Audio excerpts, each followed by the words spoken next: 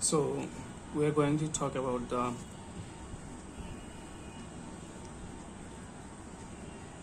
power flow diagram of three-phase AC generator, three-phase AC motor, DC generator, DC motor, and induction motor.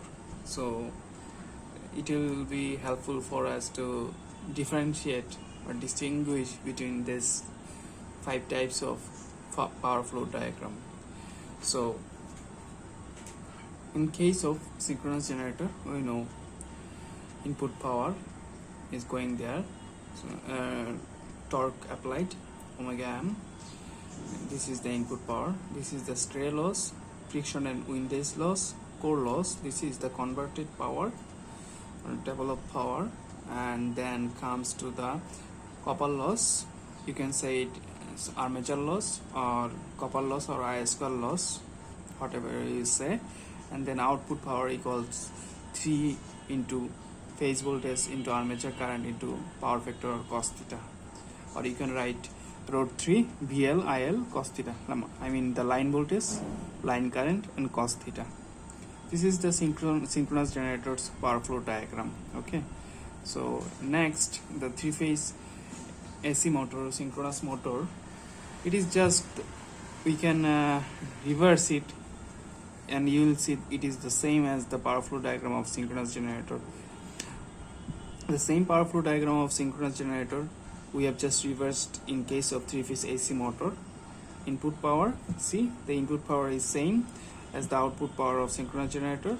3 into V phase voltage, armature current, and power factor, and then root 3 into line voltage into line current into cos theta, and then comes the copper loss or armature loss. Okay, then we have the converted power, the developed power, the torque induced and into omega m, then core loss, friction and windage loss, which is the mechanical loss, and then the stray loss. Stray loss, actually the miscellaneous loss. All the losses that are not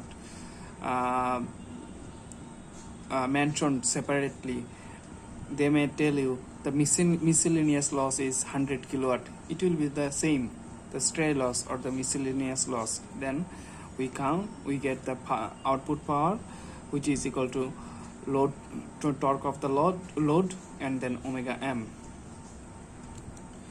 This is the power flow diagram of three-phase AC motor or synchronous motor.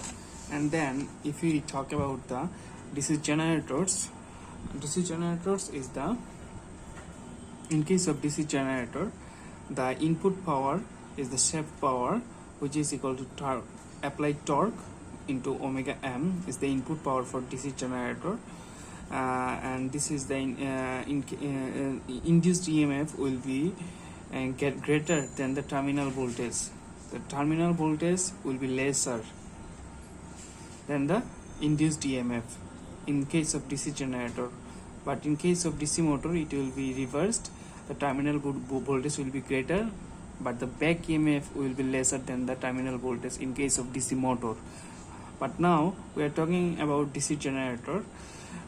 First comes the stray loss, then friction and windage loss, which is the mechanical loss, and then the core loss. What? Stray loss, friction and windage loss, and core loss. Then we have the developed power or converted power, which is the induced EMF, and we have the armature current, torque induced. We can write the converted power equal to torque induced torque, or the omega induced torque into omega, or we can write E into armature current, voltage into armature current, not the terminal voltage, remember it. Then comes the copper loss, then comes the brush loss. If they do not mention the brush loss or brush voltage drop loss, then you will write it as 0. Or if they mention the brush voltage drop, include the brush voltage drop, but they do not include the magnitude of the brush voltage drop, then the brush voltage drop will be counted as 1 volt into armature resistance, which is this will be IA, and this is the brush voltage drop, which is equal to brush voltage drop PBD equals VBD into IA. If they mention it, then you will write 1 volt and then find armature current and put it here. If they do not mention, then you will be written 0 volt in case of brush loss. So the DC generator's power flow diagram, if we reverse it, you will see the DC motor's power flow diagram is same. As we say earlier, the terminal voltage is greater than the back EMF in case of DC motor, because there are some losses, so the back EMF become a bit lesser. Okay, the terminal voltage and multiplied by line current or load current, which is the input voltage, then the brush loss, then the copper loss, then the developed power equal to back EMF into armature current or equal to torque induced into omega. Then we have the core loss, then we have the mechanical loss, then we have the stray or miscellaneous loss. Output power is the applied power into omega m. So if they tell you in interview, or if the question is asked, what is the rotational loss? The rotational loss is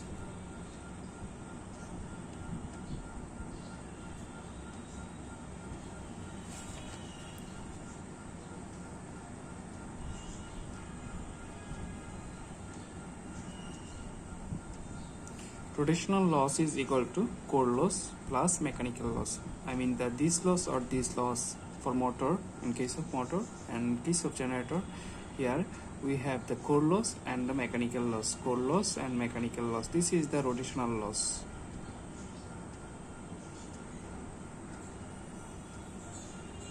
Together, okay. One thing we have to remember that in case of core loss, this core loss actually comprises of the two losses. One is hysteresis loss and another is eddy current loss. These two losses can be found in motor, DC generator, AC machines, even induction machines. So we have to keep in our mind that this core loss is comprises of two losses, hysteresis loss and eddy current loss. Core loss equal to hysteresis loss plus eddy current loss. Rotational loss is equal to friction and windage loss plus core loss. So as you can see, the induction motor's power flow diagram is a bit different from the previous DC motor, generator, synchronous generators. So it is since it is a motor, induction motor, it will be a bit different. It is the input power. Input power is equal to √3 into terminal voltage into line current into power factor. The losses are stator copper loss, core loss. Then it is the air gap power, and then the rotor copper loss. Then the converted power, which is equal to induced torque into omega m. Then we find the friction and windage loss, then the stray loss. Then we have the output subtracting all the losses from input power. We find the output. Okay, so output is the tau load torque into omega m. So this air gap power is actually the rotor input, or you can say P2 or PAG for your simplicity, and this is the rotor output or the converted power, which can be written as the mechanical power also. They may tell you it is a mechanical power, so for your simplicity you can write the notation as a P converted or PM. So this is a simplified law for the induction motor. This is the extra one. for you. If you can skip this part because I'm going to talk a bit about the laws of the induction motors. So P2 is to PRCL is to PM equal to 1 is to S is to 1 minus S. P2 is to P rotor copper loss is to P mechanical power equals to 1 is to S is to 1 minus S. So from this equation actually you can find the rotor input, rotor copper loss, mechanical power if you know the slip of the induction motor. So if they say for example P2 is to PRCL,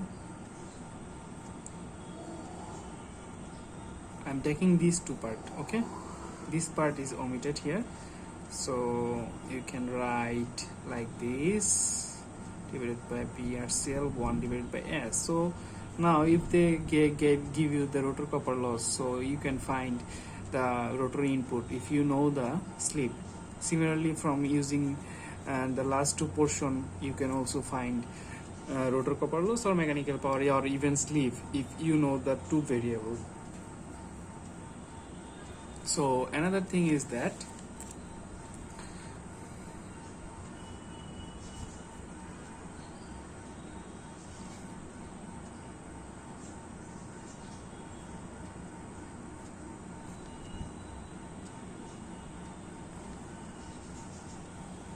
in exam maybe they ask you what is the stator input and they give you stator loss, then you have to find the rotor input, then add it with the stator loss, then you will find stator input. What is stator input? Stator input is the stator loss plus the rotor input. And sometimes they also can tell you the slip is doubled. Sorry, I mean sometimes they may tell you the torque is doubled. Then what will happen to the slip? If the torque is doubled, the slip will be doubled too.